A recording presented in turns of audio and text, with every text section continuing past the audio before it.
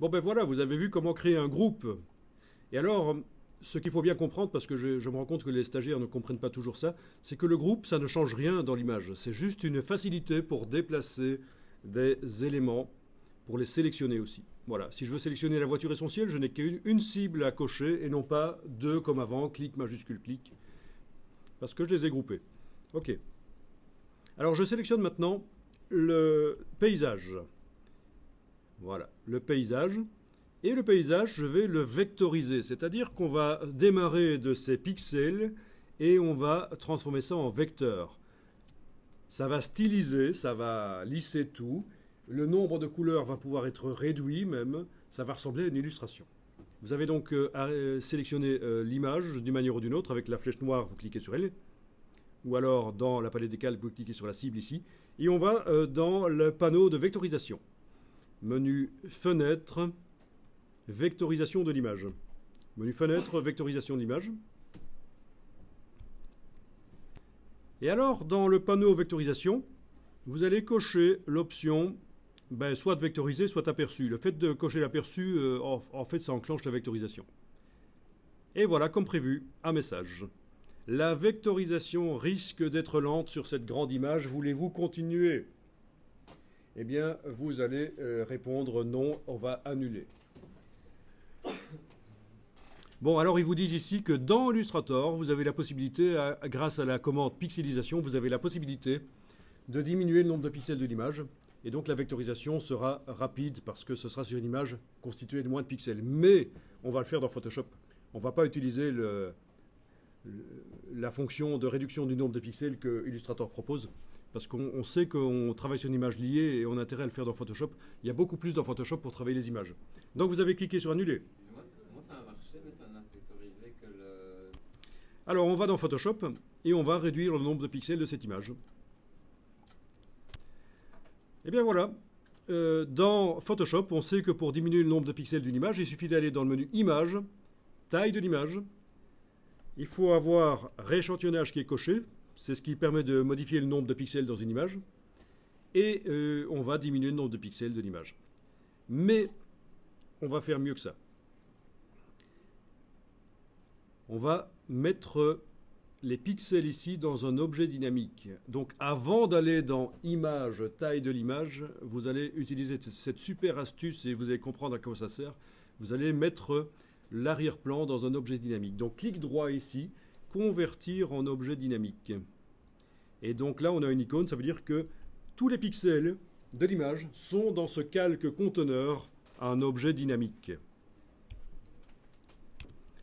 À partir de là, regardez ce qui va se passer. Je vais aller dans le menu Image, taille de l'image. Je vais dire, tiens, je modifie le nombre de pixels de l'image. Je vais passer, je suis ici en pourcent, c'est très bien. Je vais passer par exemple à 10% de la taille de l'image. Donc ça veut dire que je passe d'une image qui fait 28 mégas à une image qui en fait 0,3. Je passe d'une image qui fait 3800 pixels sur 2500 à une image qui fait, forcément, le dixième, 389 sur 259. Donc, OK. Ah tiens, et en plus on est au plus proche comme méthode d'interpolation. OK. Parce qu'on l'avait utilisé l'autre jour. Je zoome et je vois qu'au niveau du nombre de pixels de l'image, c'est pourri. Mais ça peut être intéressant pour vectoriser. Simplifier les images au maximum comme ça peut parfois être intéressant. OK. Et alors l'astuce, c'est que vu que j'ai tous les pixels de l'image originale qui sont dans l'objet dynamique, et bien si maintenant, à n'importe quel moment par la suite, je demande à nouveau image, taille de l'image, et je l'augmente, par exemple 500%, ok, eh bien les pixels, le détail réapparaît. Si vous n'aviez pas mis dans un objet dynamique, si vous faites ça, ça agrandit du flou. Tandis qu'ici, ça fait réapparaître les pixels. Donc en fait, vous utilisez le menu image, taille de l'image, pour, on ne va pas y aller aussi fort que ça quand même, vous l'utilisez pour faire apparaître plus ou moins le détail. Voilà. C'est un calque dimensionnel. Oui, c'est vraiment, on est indépendant, on utilise taille de l'image pour diminuer, mais on peut faire réapparaître. Ils sont tous là, à l'intérieur. Ok, donc ici, il faut que je diminue la taille de l'image quand même. Hein. Donc on va s'arranger pour avoir ben, je peux définir en pixels aussi, hein. Par exemple, 800 pixels de largeur, ça fait 533 de hauteur. On est d'accord? Ok. Qu'est-ce que ça fait comme détail? Ben oui, c'est un peu flou, mais on va voir ce que ça donne dans Illustrator. Donc là, je suis allé dans Image, taille de l'image. J'ai dit que je fais finalement en pixels. J'ai indiqué que je veux une image de 800 pixels de large. Ok. Et alors, je mets à jour le fichier sur le disque dur. Je fais fichier enregistré. Ok. Et dans Illustrator, il me dit, tiens, l'image a été modifiée. Voulez-vous mettre à jour? Oui. À un certain moment, on va voir qu'on peut supprimer ce message et que la mise à jour se fasse automatiquement. Un peu plus tard, on va le voir. Mais pour l'instant, vous devez vous coltiner le message à chaque fois. Et donc, on a une image qui est moins précise. Elle fait 800 pixels de large. Et le moteur de vectorisation de Illustrator va n'y voir que du feu. Pour lui, c'est une image qui a vraiment 800 pixels de large. Je coche la case aperçue en ayant l'image sélectionnée. Donc, vous avez l'image qui est sélectionnée comme tout à l'heure, hein, avec la petite cible. C'est bien l'image. Ok. Je coche la case aperçue. Cette fois-ci, pas de message et ça vectorise. Et voilà. Amusant, ça. Ok. Donc, il s'agit d'une vectorisation dynamique. Ça veut dire que votre image a été transformée en un objet qui s'appelle vectorisation d'image. Et donc, tant que vous n'avez pas décomposé la vectorisation, c'est-à-dire la transformer en vecteur, tant que vous n'avez pas décomposé, eh bien, la vectorisation est modifiable. Ça veut dire que l'image originale là, de 800 pixels de large avec toutes ces couleurs, elle est là, dans cet objet, vectorisation d'image. Oui, c'est un peu bizarre, hein, c'est des imbrications dans des imbrications, mais c'est très puissant. Ça veut dire que maintenant, par exemple, je peux dire, tiens, cette image qui est actuellement sélectionnée, enfin non, cette vectorisation dynamique qui est actuellement sélectionnée, on va la faire plutôt en couleur. Donc, mode, je vais passer à couleur. Bon, ceci dit, mode noir et blanc est intéressant. Vous avez le réglage seuil qui vous permet de déterminer comment les pixels sont transformés. Ça peut être très intéressant. Quand je vous disais que c'est vraiment... ça dessine pour vous. Vous avez plein de choix, en fait. Hein. Plein de choix. Oui. Il est difficile d'avoir la route et les arbres à la fois bons, mais il y a des solutions. Mais bon... je passe à mode couleur. Et donc ça calcule. Si c'est trop lent, si votre ordinateur met 5 minutes à chaque fois, vous diminuez dans Photoshop le nombre de pixels. Il n'est pas tolérable que l'ordinateur vous ralentisse votre créativité. Donc, c'est pas normal en infographie de devoir attendre beaucoup que les choses se fassent. Ok. Alors là, je suis donc passé en couleur et j'ai 30 couleurs en fait, mais je peux diminuer. Alors attention, parfois avec des ordinateurs un peu lents, il faut décocher aperçu pendant qu'on va jouer avec le curseur. Voilà, par exemple, je suis passé à 13 ici, je recoche la case aperçu et je vais avoir 13 couleurs pour le décor au lieu de 30. Voilà, il est donc plus simple. Il prend les couleurs qui sont majoritaires dans le décor en fait, hein, donc il a pris les couleurs bleues. Il y a certaines couleurs un peu chaudes qui ont disparu. Et je trouve que c'est super sympa. Je décoche aperçu, je peux diminuer encore. 5. Je coche. En sachant que le blanc est une couleur. Hein. Voilà. Ok, 5 couleurs. Très amusant. Très chouette. Mais attention, hein, notre décor, je n'ai pas choisi au hasard. J'ai choisi un décor que je revois ici dans le navigateur web. Un décor qui a du contraste et de la lumière qui souligne les volumes. Donc ça ne fonctionnera pas toujours aussi bien avec toutes les photos. Et si vous avez des photos plates où la lumière ne souligne pas le volume des éléments, la vectorisation ne va pas être géniale. Donc la qualité de l'image de départ compte. Ok, je peux enregistrer ça sous un certain nom. Voilà. Voilà. Mon document. Ok. Alors, toujours en ayant mon image sélectionnée, je peux déployer ici les paramètres avancés.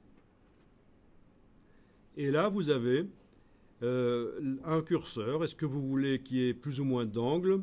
Ben, si on fait plus... voyons un peu ce que ça dit, ça va recalculer.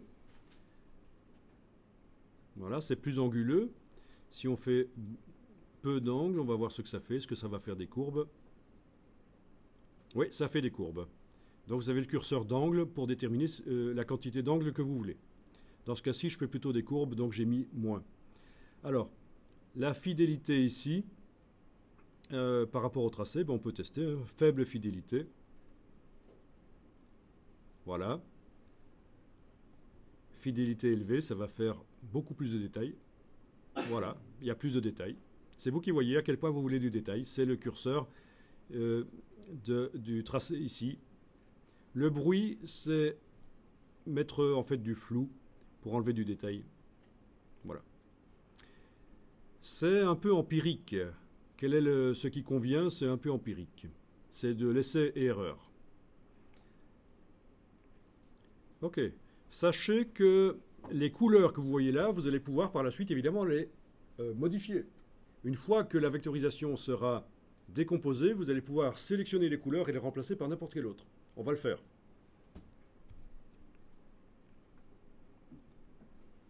Donc j'enregistre à nouveau. Oui, j'enregistre beaucoup.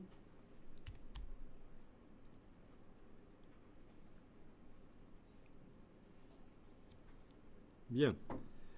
Alors, ce que je dois vous montrer, c'est que donc nous avons vectorisé l'image et nous avons plein de paramètres ici. Mais en fait, c'est quand même assez limité comme chose qu'on peut faire. Eh bien, on peut aller plus loin dans la recherche de vectorisation en modifiant l'image dans Photoshop. Je vous montre. Alors, ne le faites pas, je vous montre simplement. Je vais ici passer en mode fenêtre dans Illustrator et je vais mettre la fenêtre ici, Illustrator, à gauche. Voilà. On est d'accord? Touche F, je suis sorti du mode plein écran, je suis passé en mode fenêtre. Voilà, je la mets à droite là. Ok. Ensuite, je vais dans Photoshop. Touche F. Je passe en mode fenêtre aussi dans Photoshop. Voilà mon décor dans Photoshop. Donc j'ai à gauche le décor original, la photo.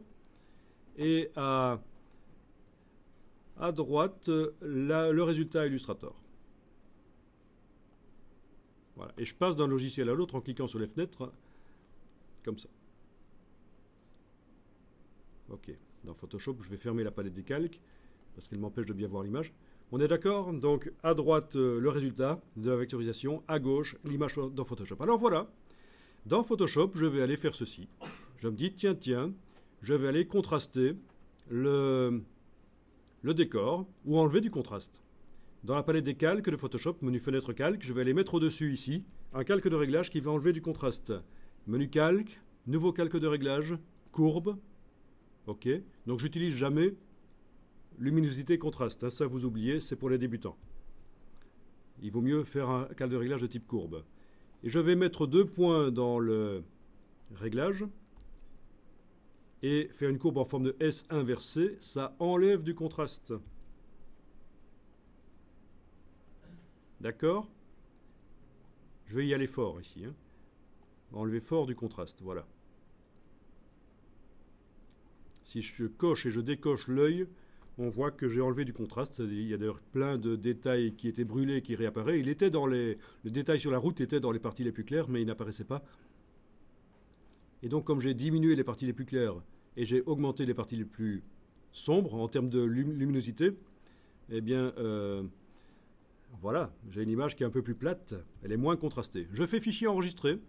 Je vais dans Illustrator, je clique sur la fenêtre Illustrator, il me dit que les fichiers ont été modifiés, je clique sur oui, et je regarde ce que ça donne. Ça calcule. La vectorisation se recalcule en fonction de la nouvelle image. Voilà ce que ça donne. Bon, alors à ce stade-ci, je vais vous montrer comment faire en sorte que Illustrator fasse la mise à jour automatiquement. Parce que chaque fois devoir cliquer sur le message, c'est ennuyeux. Je suis dans Illustrator. Je vais dans les préférences, gestion des fichiers. Ça, vous pouvez faire maintenant. Préférences, gestion des fichiers. Et ici, dans les préférences gestion des fichiers de Illustrator, vous avez mettre à jour les liens. Et vous allez mettre automatiquement. Ça veut dire que dès que l'image va être modifiée sur le disque dur, l'image Photoshop, l'image PSD, Illustrator ne va même pas demander de mettre à jour. Donc dès que le fichier PSD sera modifié sur le disque dur, Illustrator ne demandera même plus s'il faut faire la mise à jour, il va la faire tout seul. Je vous le montre. Alors, je continue un peu le délire ici, je suis dans Photoshop, je modifie encore un peu le contraste, je fais fichier enregistré, je clique sur l'image Illustrator à droite, ça va calculer. Voilà. Ok, je continue mon délire. Dans Photoshop, je vais mettre un calque de réglage de type teinte saturation. Ok, je vais balancer les couleurs sur la chromatique. Et voilà, j'ai une image avec des couleurs roses maintenant. Donc c'est le réglage, calque de réglage de type teinte saturation. J'ai été modifier la position du curseur teinte. Je fais fichier enregistré.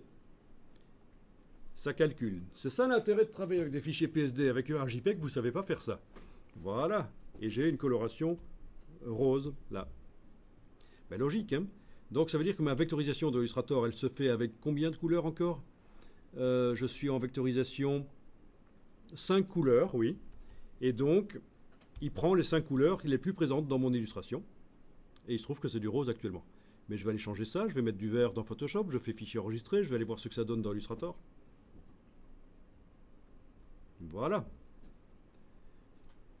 Amusant.